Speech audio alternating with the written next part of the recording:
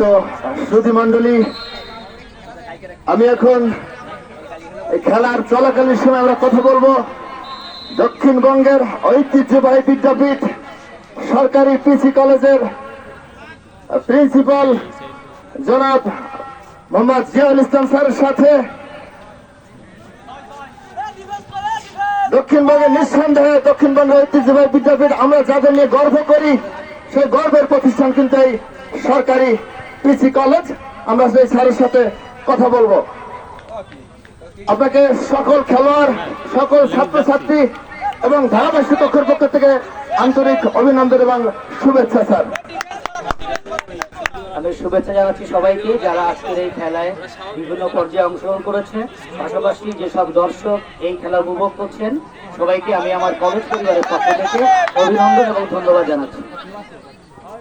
আপনি একজন বর্ষিয়ান ফুটবলার ছিলেন, অর্থাৎ প্রবীণ ফুটবলার।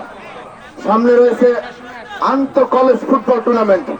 এই যে টুর্নামেন্টের ফসল, আপনার যে খেলোয়াড় এখান থেকে বের হবে, এদের নিয়ে আপনার কোনো ভবিষ্যৎ ভালো কোনো পরিকল্পনা আছে কিনা স্যার, আমরা একটু জানতে চাচ্ছি।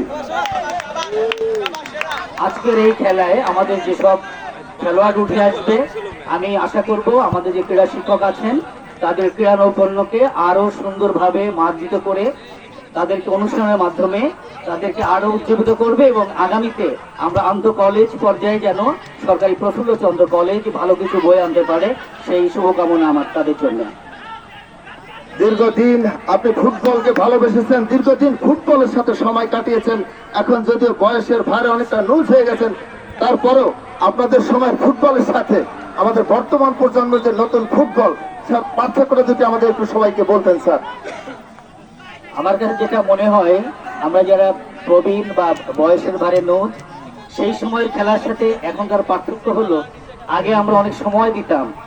এখন আমাদের ছেলেরা, আমাদের এখনকার প্রজন্ম যারা, তারা এই খেলার বাইরে, তারা খেলার মাঠে আমি তাদেরকে খুঁজে পাই না। তারা হয়তো তাদের পড়াশোনা নিয়ে ব্যস্ত থাকে, কিন্তু আসলে পড়াশোনাই সব না।